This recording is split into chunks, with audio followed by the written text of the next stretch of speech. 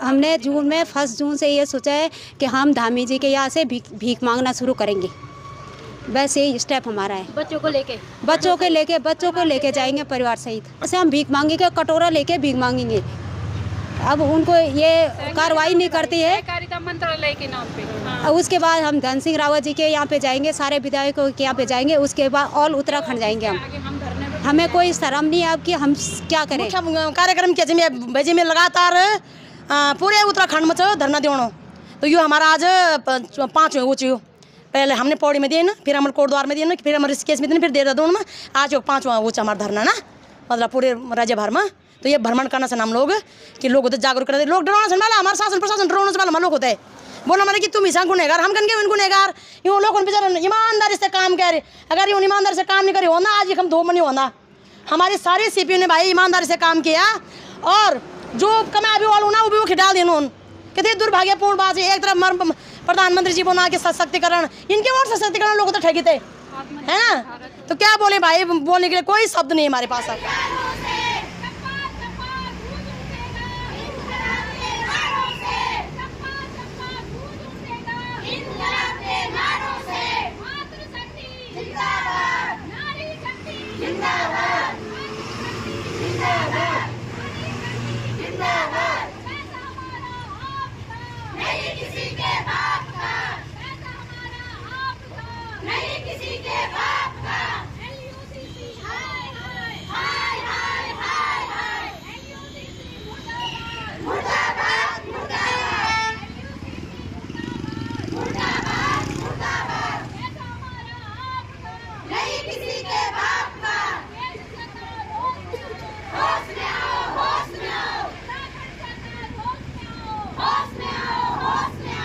भाई हमारी मांग है अपनी सरकार से कि हमारी बहनें बहुत ही ज़्यादा पीड़ित हैं आर्थिक तौर पे। मैं इस आपके संज्ञान में ज़रा 2 बातें लेना चाहूँगी। एक, यहीं पे कल बोला एक बहन का पति की डेथ हो चुकी है, उनका बोला लीवर फेल था, और इस आपातकालीन आर्थिक समस्या की वजह से उनके लोगों का इलाज करने के लिए पैसे नहीं हैं। एक घटना हमारे श्रीनगर में घटी इसी एलओसीसी के, हालांकि उनको कैंसर पीड़ित थे वो, बट जब से ये सुना उन्होंने तो वो इस पीड़ा से उभर नहीं पाए, उनकी भी डेथ हो चुकी है। तो 2 यंग डेथ हो चुके हैं इस एलओसीसी के संदर्भ में। वो दोनों ही एजेंट थे, एक का बोला 32-33 लाख का वो था, इसमें पैसा था, और एक का 2.5 करोड़ का समथिंग। तो हम अपनी सरकारों से मांग करते हैं कि प्लीज़ आप इस प्रकार से नाइंसाफ़ी ना कीजिएगा, क्योंकि ये सारी जिम्मेदारी आपकी ही थी, क्योंकि आपने परमिशन दिया, आपने मॉनिटरिंग नहीं की, आपकी मिलीभगत से ये भाग गया, और आप आज अपनी बहनों की सुनवाई नहीं कर रहे हो। तो हम एक ही मांग करते हैं कि आप अविलंब आपातकालीन राहत कोष बनाइएगा, इन लोगों का पैसा चुकता कीजिएगा, आप भी फ्री हों और हम भी फ्री हों। और हम स्वयं भाई ये राहत कोष में अपने पैसे भी डालना चाहेंगे, मुख्यमंत्री की हम मदद करना चाहेंगे।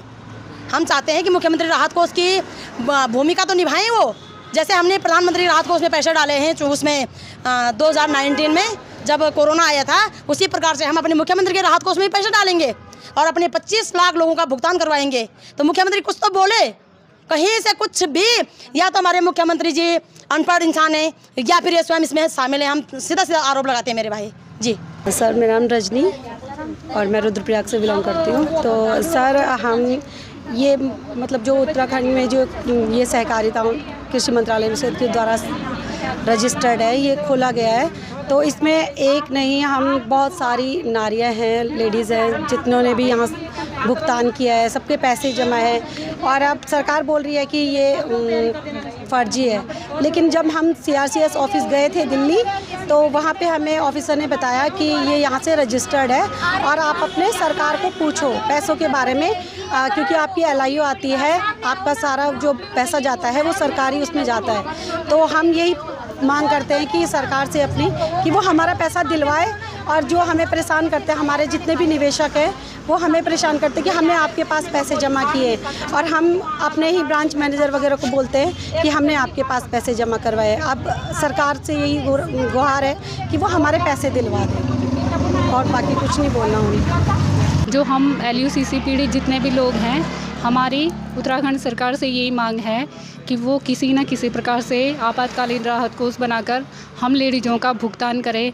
अदरवाइज़ सारी लेडीज़ें अगर रोड पे आ जाएंगी तो क्या पुलिस प्रशासन उनके बच्चों को देखेगी? उनका घर का काम पुलिस प्रशासन करेगी? जब उन लोगों को ये पता नहीं है, वो लोग बोल रहे हैं कि हमें पता नहीं था, तो इतनी 35 ब्रांचें कैसे खोली गई हैं उत्तराखंड में? 35 ब्रांच के ब्रांच मैनेजर हैं, अचीवर है, लीडर हैं।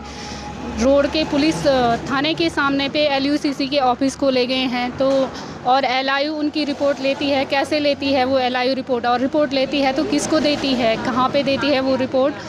उसका मतलब जो ब्यौरा है कहाँ पे जाता है?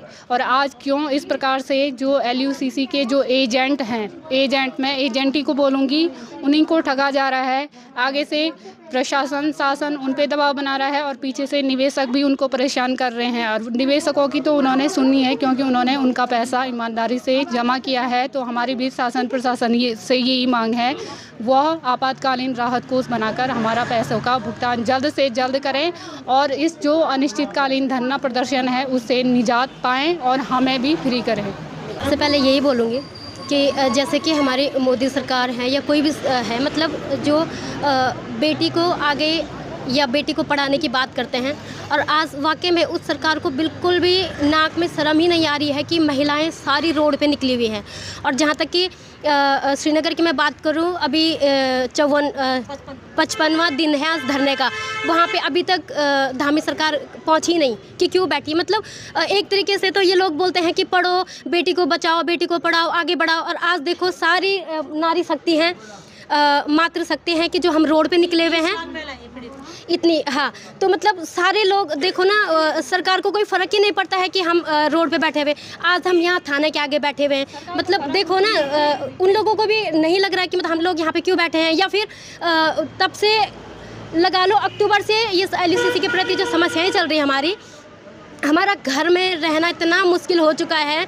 जो हमारे निवेशक हैं घर पे आकर के हमको पैसों की धमकी, फ़ोन पे पैसों के लिए धमकी, यहाँ तक कि हमारे बच्चे हस्बैंड लोगों को भी रास्ते में टोक रहे हैं कि हमारे पैसे। और आप लोगों को सच बता दें कि LUCC पे जब कृषि मंत्रालय का लोगो लगा हुआ था, गवर्नमेंट के अंडर ये काम कर रहा था, इसलिए हम लोगों ने इसमें निवेश किया। और हमारा खुद का हम एक एजेंट हैं, और मैं सुविधा केंद्र भी चलाती थी सुमाड़ी में। तो मुझे जो भी कमीशन आता था, हमने ये भी सोचा कि चलो यही हम रखते हैं। कई लोगों का ये भी मानना है कि बैंक वालों की, मतलब जो मैनेजर्स हैं उनकी गलती है या उन्होंने पैसे खा लिए। मैं सभी को आप लोगों के माध्यम से बताना चाहती हूँ कि पैसे हमारे पास, हमारे खुद के पैसे नहीं हैं।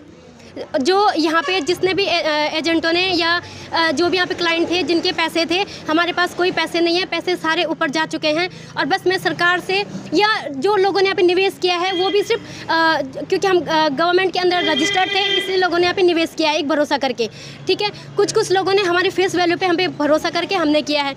लेकिन मैं सरकार से अब ये पूछना चाहती हूँ कि अब हम क्या करें, कहाँ जाएं? या जो अभी मेरी बहनों ने जो भी बोला है, फिर हमें यही, या उग्र आंदोलन मैं कह सकती हूँ कि उग्र आंदोलन के लिए हम सभी नारी शक्ति मजबूर हो जाएंगे रोड पे आने के लिए। या जैसे अभी मैम ने बोला है कि कटोरा लेके, वाकई में हम सबको परिवार सहित कटोरा लेके ही निकलना पड़ेगा। सरकार तक हमारी आवाज़ भाई आप लोग ज़रूर पहुँचाएँ। धन्यवाद। सबसे पहले हमारा तो ये है, इतने दिनों से हमें धरना प्रदर्शन कर रहे हैं। हमें धरना प्रदर्शन करते करते चिल्लाते चलाते 8 जनवरी से हम धरना प्रदर्शन कर रहे हैं ना, लेकिन हमारी कोई मांगे नहीं सुनाई दे रही है। ना तो हमें शासन प्रशासन गुमराह कर रहा है, ये कार्रवाई चल रही है ओपन में, हमें कुछ पता नहीं है क्या चल रहा है। लेकिन हमें बहुत खेद है कि आज महिलाएँ, हमारी उत्तराखंड की सारी महिलाएँ सड़क पर हैं। अब बड़ा दुख की बात है, बड़ी शर्म की बात है कि हमारे 4 धाम यात्री जा रहे हैं, बहुत दूरों से आते हैं। हम उनकी यात्रा रोड के, कितना मतलब दुख की बात हमें है कि उनको धूप में रहना पड़ रहा है और हमें मतलब बिना मर्जी के भी उन्हें रोकना पड़ रहा है। कम से कम 15 करोड़ रुपए अगस्त्यमुनि ब्रांच जी। ऑल ओवर जिले की बात करें तो लगभग कितना मोटा मोटी? ऑल ओवर तो शायद से उत्तराखंड में बता रहे 1200-1300 करोड़ रुपए जा रखा है। खाली उत्तराखंड 1200-1300 करोड़ रुपए कंफर्म मुझे पता नहीं है, लेकिन मैंने सुना है कि 1200-1300 करोड़ रुपए। अगला कदम क्या होगा? अगले कदम तो ये होगा, हम सड़कों पे चले जाएंगे। हमें ना तो घर चाहिए, हमें कुछ नहीं चाहिए, ना हमें अपना मान सम्मान चाहिए, हमें कुछ नहीं चाहिए। हमें लोगों का पैसा चाहिए, कैसे भी सरकार दे, आपातकालीन फंड करे, कुछ भी करे, नहीं तो हम हमने जून में 1 जून से ये सोचा है कि हम धामी जी के यहाँ से भीख मांगना शुरू करेंगे। मैं भी इसमें पैसा जमा करता था। पहले सर्वप्रथम मैं आपका अपना जिला चैनल का धन्यवाद करना चाहूँगा, जो हमारी खबरों को हर जगह पहुँचाते हैं। और हम ये कहना चाहते हैं कि सर्वप्रथम मेरी नाराज़गी गवर्नमेंट से है, जिन्होंने और छोटी छोटी चीज़ों के लिए बोल रहे हैं कि परमिशन या कुछ भी, जैसे लोकल लोग हैं उनको बोले कहीं पे आपने छोटा सा काम करना है उसके लिए परमिशन की हर जगह बात कर रहे हैं। लेकिन इतनी बड़ी धांधली हो गई है, इतनी बड़ी मैंने फ्रॉड हो गया है, उसमें गवर्नमेंट इतनी सोई हुई है कि क्या बोले। तो हम ये सोच रहे हैं कि अभी अगर हमारी मांगों को पूरा नहीं किया गया, हमारा पैसा मैंने मिला नहीं, तो हम 2027 में इसका रिजल्ट गवर्नमेंट में प्रशासन और उसको देंगे। धन्यवाद।